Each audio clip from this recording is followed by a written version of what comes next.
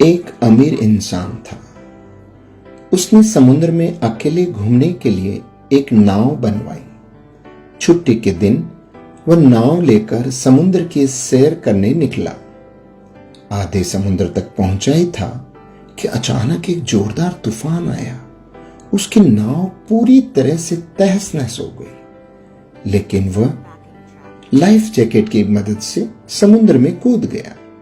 जब तूफान शांत हुआ तब वह तैरता तैरता एक टापू पर पहुंचा, लेकिन वहां भी कोई नहीं था। टापू के चारों ओर समुद्र के अलावा कुछ भी नजर नहीं आ रहा था। उस आदमी ने सोचा कि जब मैंने पूरी जिंदगी में किसी का भी बुरा नहीं किया तो मेरे साथ ऐसा क्यों हुआ। उस इंसान को लगा कि ईश्वर ने मौत से बचाया है तो आगे का रास्ता भी वही बताएगा। धीरे धीरे वह वहां पर उगे झाड़ फल पत्ते खाकर अपने दिन बिताने लगा। अब धीरे धीरे उसकी आस टूटने लगी।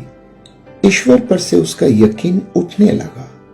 फिर उसने सोचा कि पूरी जिंदगी यही इस टापू पर ही बितानी है तो क्यों न एक झोंपड़ी बना लूं। फिर उसने झाड़ की डालियों और पत्तों से एक छोटी सी झोंपड़ी बनाई। उसने मन ही मन कहा कि आज से झोंपड़ी में सोने को मिलेगा, आज से बाहर नहीं सोना पड़ेगा। रात हुई कि अचानक मौसम बदला।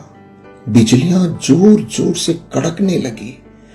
तभी अचानक एक बिजली उस झोंपड़ी पर आ गिरी और झोंपड़ी धधकते हुए जलने लगी। यह देखकर वह इंसान टूट गया।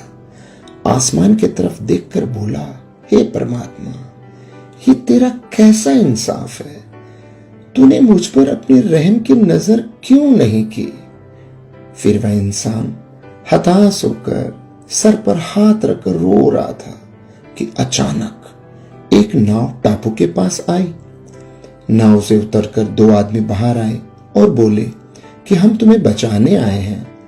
दूर से इस वीरान टापू में जलता हुआ झोंपड़ा देखा तो हमें लगा कि कोई उस टापू पर मुसीबत में है।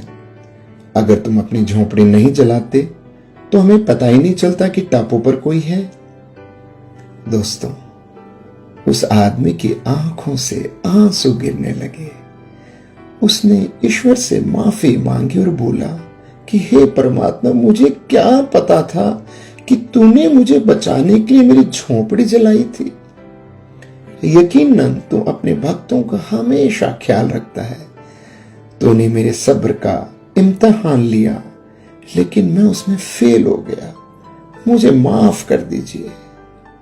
दोस्तों, ईश्वर अपने भक्तों से दूर नहीं है। उसे सब पता है कि अपने भक्तों को कब और कैसे देना है। उसकी रहमतों की बरसात तो हर पल हर घड़ी 24 घंटे हो रही है। बस कमी है तो हमारे विश्वास की। हमारा विश्वास ही है जो डगमगा जाता है। जब एक सांसारिक पिता ही अपने बच्चे को दुख तकलीफों में नहीं देख सकता तो जिस पिता ने इस सृष्टि की रचना की है वो भला कैसे अपने बच्चों को बीच मझधार में छोड़ सकता है।